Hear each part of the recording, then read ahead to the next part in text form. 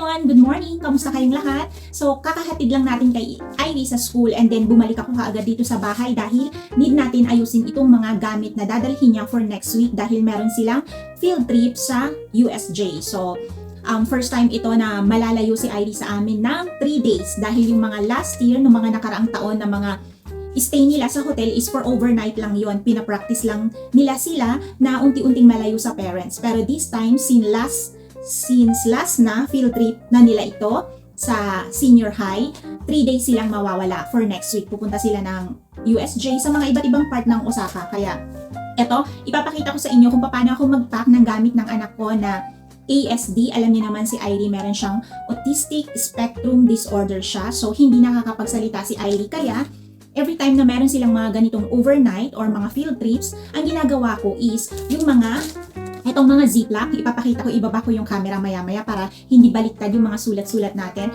Nilalagyan ko na siya ng pangalan para pagbukas ni Sensei, yung teacher sa bag ni Irie, alam na niya kung ano ang ipapasuot niya sa anak ko kasi nga hindi nga masabi ni Irie at hindi din marunong si Irie na magpalit ng sarili niya. Although, nagtatry yung anak ko na siya yung magpalit ng damit niya, kaya lang minsan alam niya na kapag ka mga ganong level, baliktad. Minsan yung likod nasa harap, ganyan, tapos minsan yung hindi binaliktad yung damit, gano'n, 'di ba? Kaya talagang dapat merong nakatutok na teacher. Although tigi-isa naman sila ng teacher sa field trip na ito, kaya kami ding magulang, 'di ba, panatag kami. Pero syempre, since hindi ako sanay kasi first time na mapapalayo sa amin si Irie ng 3 days. Yung overnight nga lang na stay nila, kabado na ako, hindi na ako nakakatulog. Pati si Irie din, hindi din siya nakakatulog. What more pa kaya, 'di ba, itong 3 days na field trip nila. So ang dami-dami ko nang sinabi, kaya samahan niyo ako na ipack ang mga gamit na ito dahil mamaya bago ko sunduin si Irie, dadalhin na ito para i-check ni teacher, and then by next week para wala na silang dadalhin na maraming gamit, yung backpack na lang. So, let's go. Anong let's go? Hindi naman tayo pupunta sa labas, diba? So, ayan, samahan nyo akong mag-pack. Kaya naman, i-back na natin ang camera na ito para makita nyo ng bongga ang aking pagpapack. Baka sakali, diba, magkaroon din kayo ng idea. Okay? So, ayan, kung makikita nyo guys, ayan, kung makikita nyo, andyan na yung mga set na mga isusuot ni Irie. So, ito yung, papakita ko lang, nakaback na yung camera para hindi baliktad yung mga sulat. So, ito yung mga dadalhin ni Irie. So, etong una na nasa taas, liksak ang nakasulat, backpack. Ito yung gagamitin niyang bag pag aalis na sila. So, ito ang mga ilalagay. Pero hindi ko pa ito prepare kasi next week pa naman ito kailangan. Ito kasi yung sa malaking bag, ito, Oki no Kaban ang nakalagay, malaking bag daw. Ayan. Ito kasi dadalhin na mamaya para i-check nila teacher kung kumpleto ba ang nilagay namin para walang kulang, walang sure na makakalimutan. So, ayan.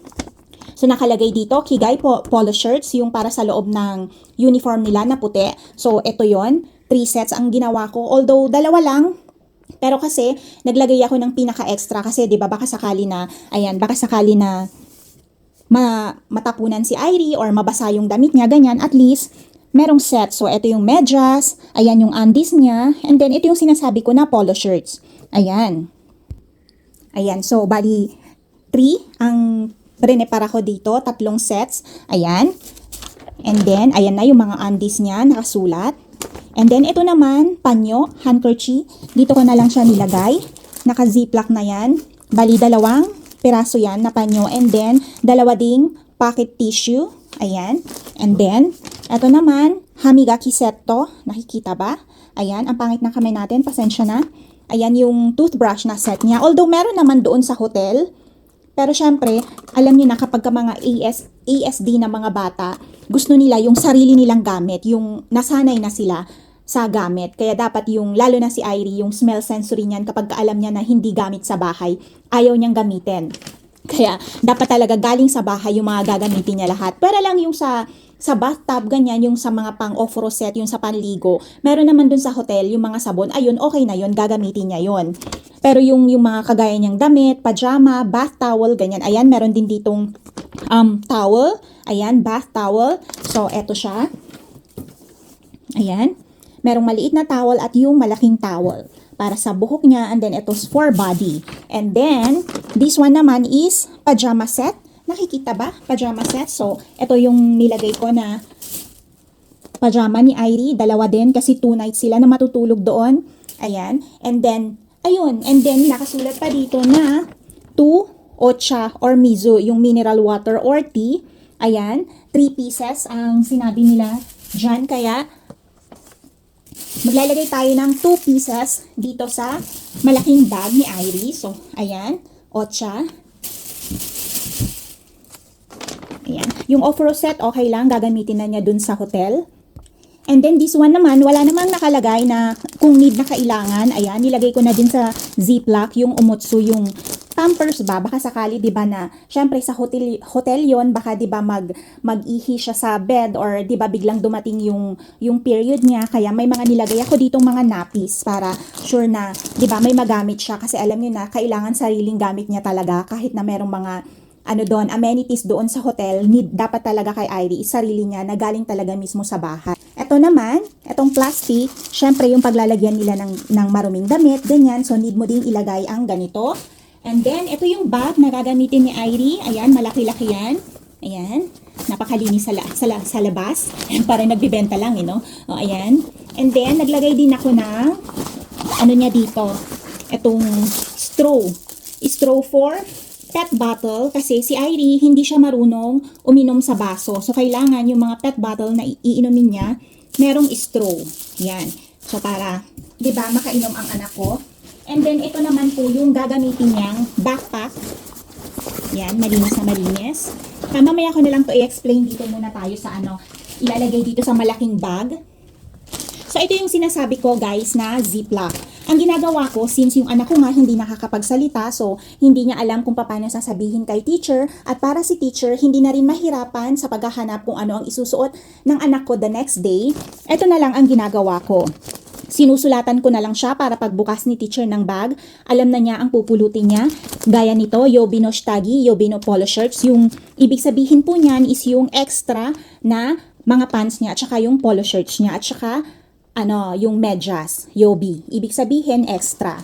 And then, eto naman, bath towel ang nakasulat. So, dito ko ilalagay sa Ziploc na ito ang mga tuwalya na gagamitin ni Iris. And then, eto din, eto, Kigai no polo shirts to, Shitagi no Kutsushita. Ibig sabihin po, yung gagamitin ni Iris sa susunod na araw na polo shirts at saka yung undies niya, at saka yung medyas. Ayan, bali, dalawa po yan kasi yung susunod na araw tsaka yung the next day, parang magkapareho lang yun, di ba? English lang. Yung unang araw tsaka yung second day nila, ayan, so dalawa ang ginawa ko para alam na ni Sensei ang pupulutin niya, ni teacher. At saka, dito naman sa malaking Ziploc na ito, nakasulat, pajama set. So, yung pajama set na nakita nyo kanina na damit, ito, ayan, dito ko siya ilalagay. So, ayun, dapat talaga nakasulat lahat para, di ba, kahit na malayo yung anak mo, hindi ka mag-worry na yung mga gagamitin niya is alam ng teacher. Yun. So, ayan, naipaliwanag ko na sa inyo yung mga dadalhin ni Iris. So, samahan niyo ako na ilagay na ito sa Ziploc, isa-isa, para, di ba, mailagay na natin dito sa bag na ito. At mamaya, bago natin sunduin si Iris, iaabot ko ito sa kanyang teacher para i-check nila. So, para next week, wala nang maraming gamit na dadalhin si Iris. Yung pinaka-backpack na lang niya ang dadalhin niya next week. So, pasensya na kung yung ating kamay medyo istorbo sa camera. So, ayan, ganito ang ginagawa ko. Lagay lang natin dito. Nakikita ba? Kasi nakaback yung camera. Ganito ang mahirap, no, kapag walang mag-video sa'yo. Talagang sariling sikap lahat. So, ayan. And then, ilagay din natin itong maliit na towel para sa buhok ni Ivy. Ayan. Ayan. So, ayan. Nalagay na natin. And then, pag ilalagay ko ito sa bag, nakalabas yung pangalan para makita ni teacher. Ayan. And then, next tayo. Itong pajama set niya. So, ilagay natin yung pajama niya. Good for 2 nights po yan.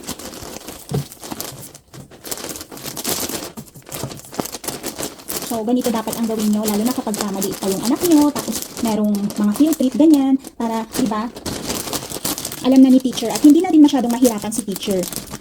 Yan. So, pajama set. And then, so, dito tayo sa Yobi, yung extra na damit, yung polo shirts and undies and socks ni Iris.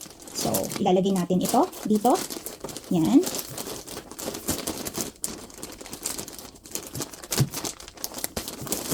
So, pag ilalagay natin sa bag, nakalabas itong mga ginawa kong sulat para hindi mahirapan si Ivy. And then, this one naman, Kigay, yung next day na isusuot niya. This one. So, set na din yan. Para si teacher, ilalabas lang niya sa bag ni Ivy. Yan. Yan, Kigay. Isa ulit na pangpalit niya. Yan.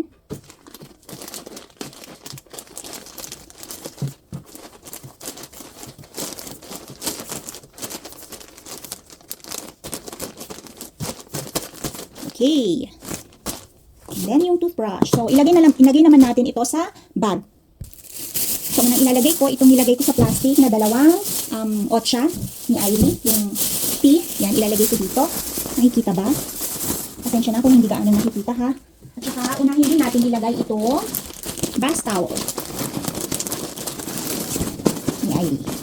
Yan, ganyan. And then, itong Yobi, yung extra na polo shirts and undies niya. Dito.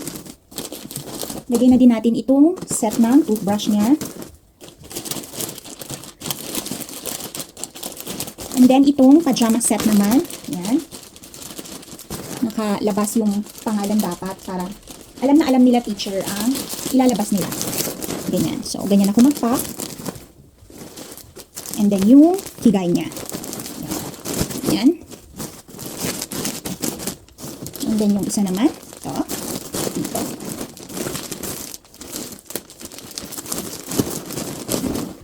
And then, yung panyo niya, tsaka yung tissue, ilagay na din natin dito sa may gilid lang. Yan. And then, itong napis niya, baka sakali na diba, kailanganin. Although, hindi naman sinabi kung kailangan, pero ako naglalagay na lang ako kasi hindi ko alam, diba, baka mamaya biglang, diba, makaihi si Ivy, ganyan. So, itong plastic din, ilagay din natin dito. Yan. So, ganun lang ako mag-pack. As in, napakadali.